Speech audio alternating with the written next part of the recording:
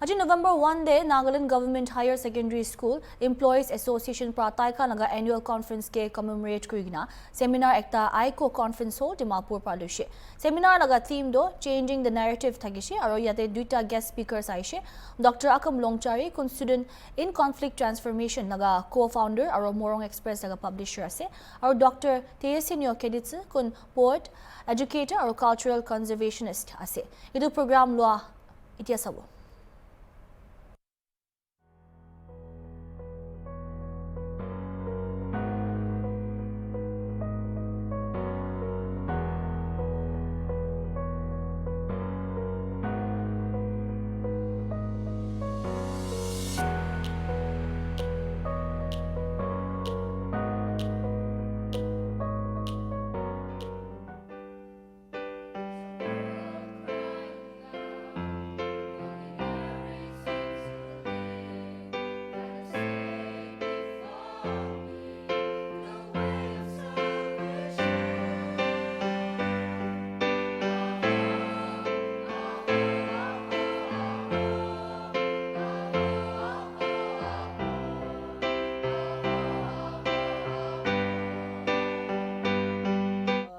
Welcome to my senior colleagues from Kohima, Department of School Education.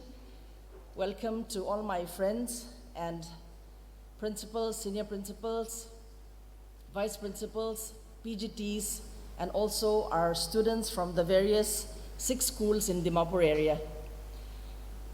Changing the narrative, I think I need not explain what our theme today means.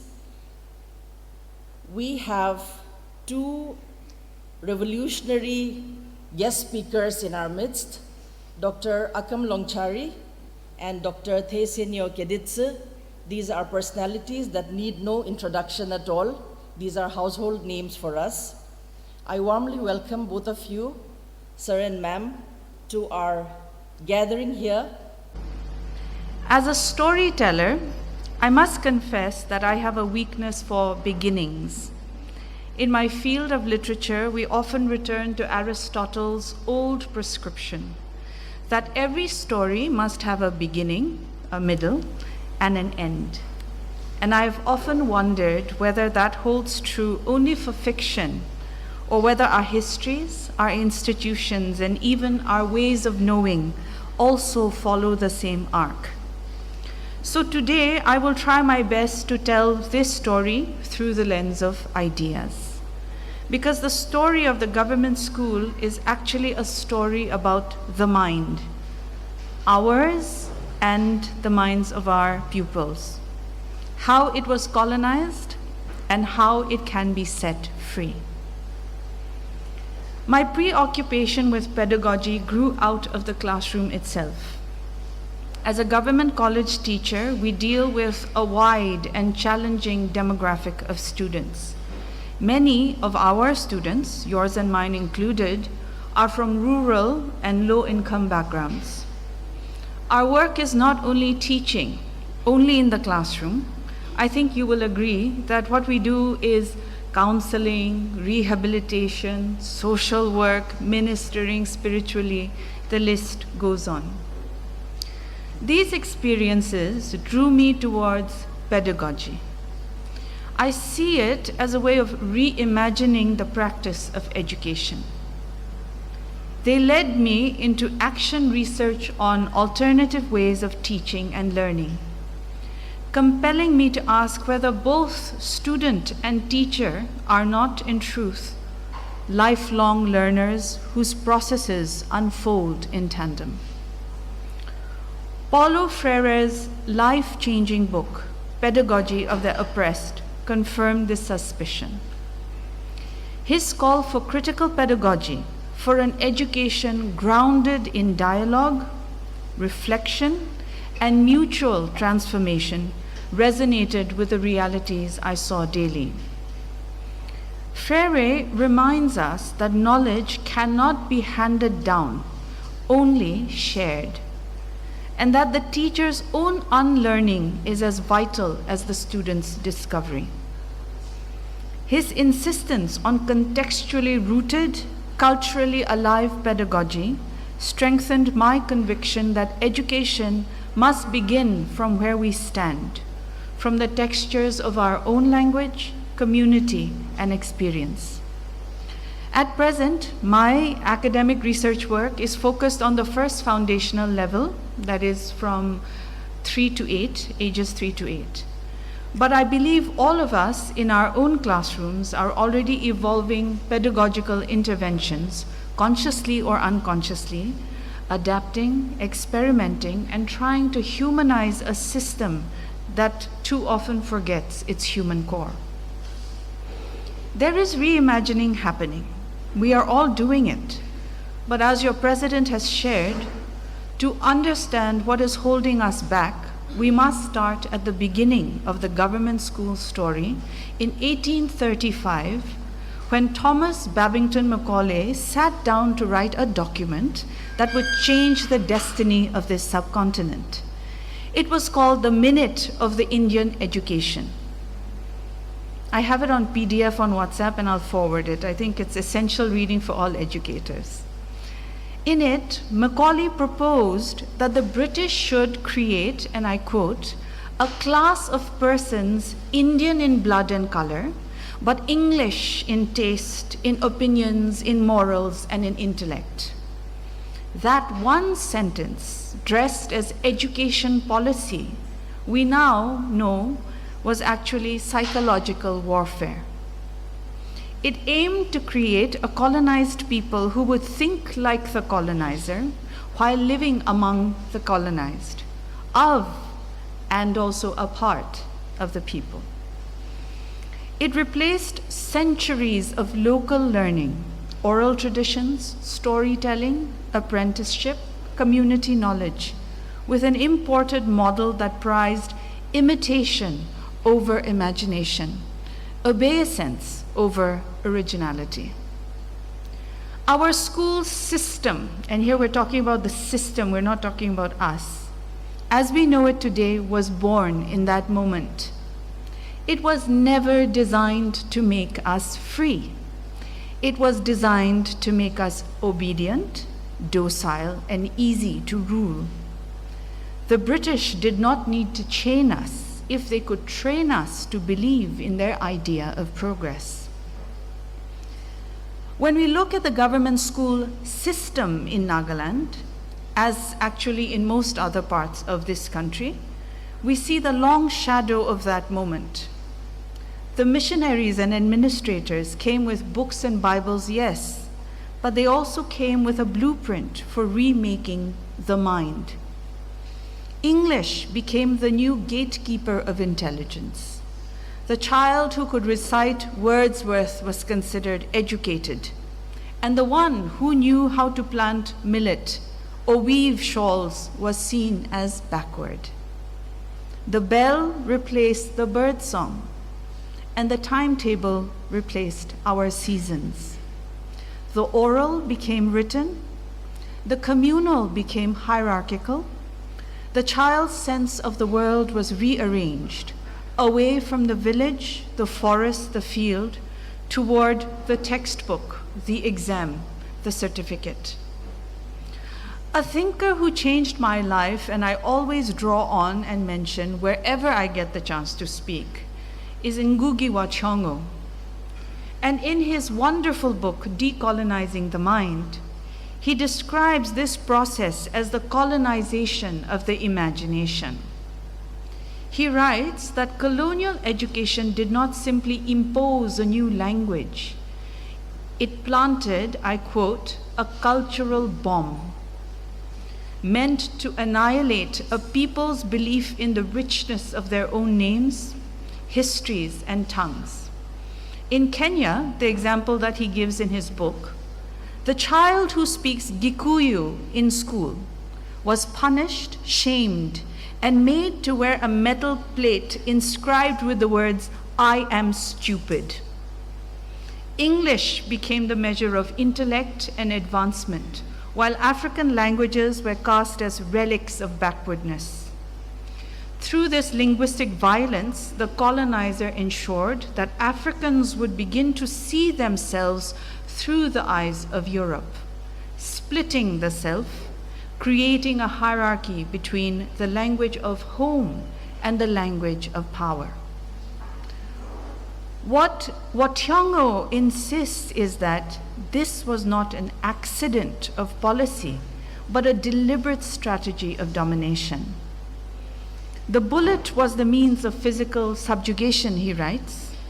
The language was a means of spiritual subjugation.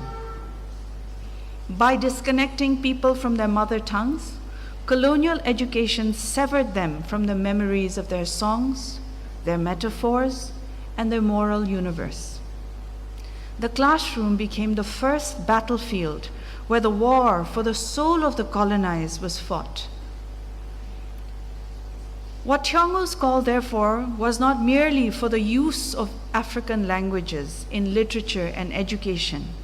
This book was his last book in English, and after that he never wrote in English again. He writes only in Gikuyu, and he translates, in case he needs it in English, he translates it back into English himself. But Watyongo calls for a return to the well springs of indigenous imagination, to speak, think, and dream once again in the rhythms of one's own people. Seen through Watyongo's lens, reimagining the story of the government school in Nagaland can be about reclaiming the right to name and narrate the world in our own words. His account of linguistic domination in decolonizing the mind finds an immediate echo in our own classrooms in Nagaland.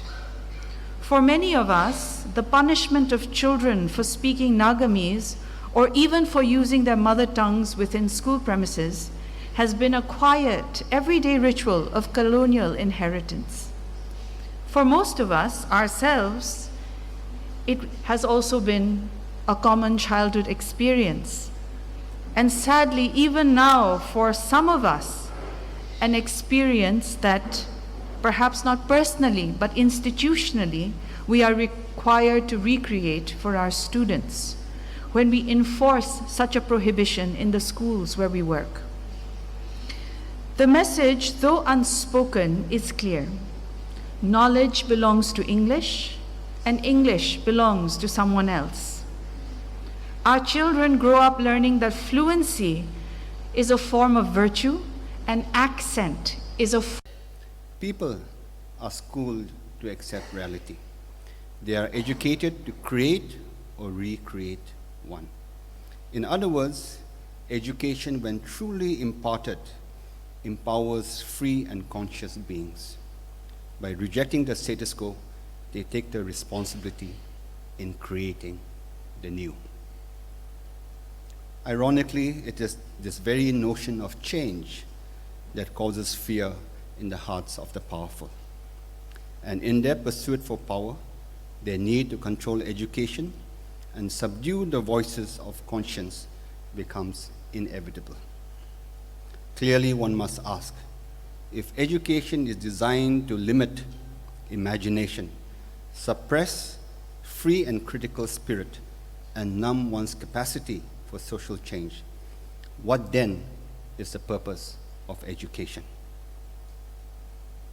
To be a living, vibrant, and creative society, it is essential to rediscover education, to rehumanize it through self-criticism as an act of honesty, courage, and awareness of our responsibilities and will to accomplish the task. So in other words, what I'm trying to say is that with colonization and colonial knowledge supplanting the local indigenous knowledge, dehumanization has taken place. Dehumanization has taken place. And so, through a process of taking ownership, through a process of rediscovering education and rehumanizing it through self-criticism, that we also begin the process of really rehumanizing and emancipating education. And therefore, rediscovering the fundamentals. And of course, these are fundamentals that you'll be aware of. Since the end of the Cold War in 1991, which sparked the changing character of India's economic policy, multinational corporations have greater interest at stake in defining patterns of human behavior and responses, which in turn is influencing the educational policy.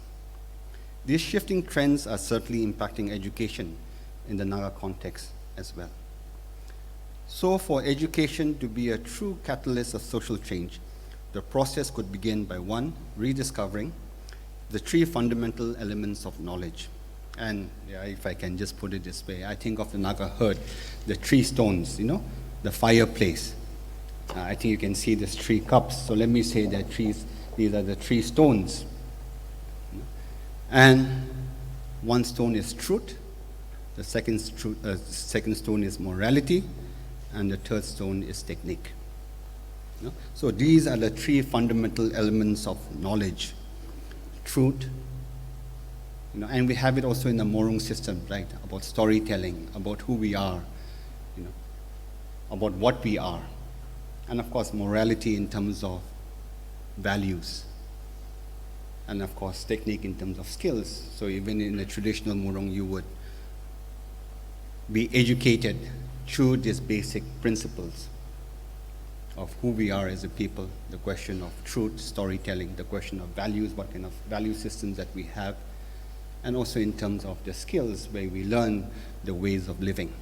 And so a society, a people, is often founded on this tree. And if I were to say, okay, truth, morality, and technique, and then here you have a society or a people based on this, on these three solid foundations. However, in the modern world that we now live, truth is no longer talked about because individualism and consumerism governs. The individual's feelings matter more than the truth. Since truth no longer upholds morality, and because morals are no longer important, the modern world thrives on technique and technology. In other words, today's education is focused on skills more than any other factor, thereby disrupting the wholesome, organic, and evolving nature of knowledge. So in today's context, we're focusing more on just the skills. And it's so skill-driven that the question of values, the question of stories, somehow doesn't seem to be equally important. And so how does knowledge, how does wholesome knowledge really emerge if the focus is only on one stone? That is skills. And without the other, the skills is somehow not connected to values. And when skills is not connected to values, then this skill will always be and can always be used by the powers that be for their own purposes. And so how do we rediscover the three elements of knowledge: truth, morality, and technique? In 1996, UNESCO, in their Learning, the Treasures Within, said that education throughout life is based on 4 pillars: learning to be, learning to know, learning to do, and learning to live together. The 4 pillars of education, the 4 pillars of learning to be, learning to know, learning to do, and learning to live together. Learning to be in terms of who you are, what you are, about self-definition, about defining who you are and who your peoples are, in terms of self-confidence, in terms of having the confidence to create, having the confidence to take accountability, to take responsibility, to be able to share. Learning to know in terms of critical thinking, creativity, innovation, what is right as opposed to who is right, self-chosen purposes, being able to be objective, being able to differentiate between feelings and fact, and narrowing the gap between my feelings from what is fact. So learning to really know in that sense, and learning to do, of course, in terms of connecting my action to values, connecting my actions and the skills that I have to a purpose. And then, of course, learning to live together, that life is relational. It is based on mutual respect. It is based on shared humanity. It is about harmonious coexistence. So learning to live together. And I suppose in 1996, they created this, the 4 pillars. They identified these 4 pillars of education. I suppose, again, connected to these 3 stones. But really touching on learning to live together. And in the Naga context, we needed more than ever before. Learning to really live together, but also learning to be. In a time when there's a lot of fragmentation, in a time when there's a lot of identities that are building insular cages, the values of learning to live together, I think, is so fundamental. But again, we see in today's context that learning to do has been overemphasized with intensity, and consequently, education is reduced to a tool. Because again, the 4 pillars of learning to do, learning to be, learning to know, and learning to live together is again being pushed to the margins. And out of those 4 pillars, we're focusing on only learning to do. And in that process, education is reduced to a tool. And of course, in 2021, these 4 pillars have again been, revised based on this. It's about learning to study, inquire, and co-construct together, learning to collectively mobilize, learning to live in a common world, and learning to attend and care. So what this is also telling us is that knowledge is constantly evolving. It is not static. It is not stagnant. It evolves. Ideas don't remain stuck to the past. It evolves according to the needs of the present. The third point, for education to become a pedagogy of transformation, engaging the curriculum is required. As you are well aware, curriculum is multi-layered, within which you have the taught curriculum, the hidden curriculum, and the missing curriculum. So at least you have these 3 broad curriculums. And of course, you're aware the taught curriculum is the actual intended, officially recognized coursework, which is usually state approved. However, very often there's a gap between the curriculum design and implementation. And I'm sure you're experiencing that. And to me, as an observer, I see that even more clearly, that we are becoming a society of obeying in advance. So we really don't know what we are obeying, but we are obeying in advance. That is how conformist that we have become, of obeying in advance. And so this hidden curriculum greatly influences students' attitudes towards accumulating knowledge, processing information, skills, practices, and values, which may have little to do with the formal curriculum or, of course, even the teacher's intention. Then you have the missing curriculum, which refers to what is excluded. And not just excluded, but very often deliberately excluded, because it often constitutes relevant information necessary for developing an informed, active, inclusive, multicultural, and politically conscious citizen.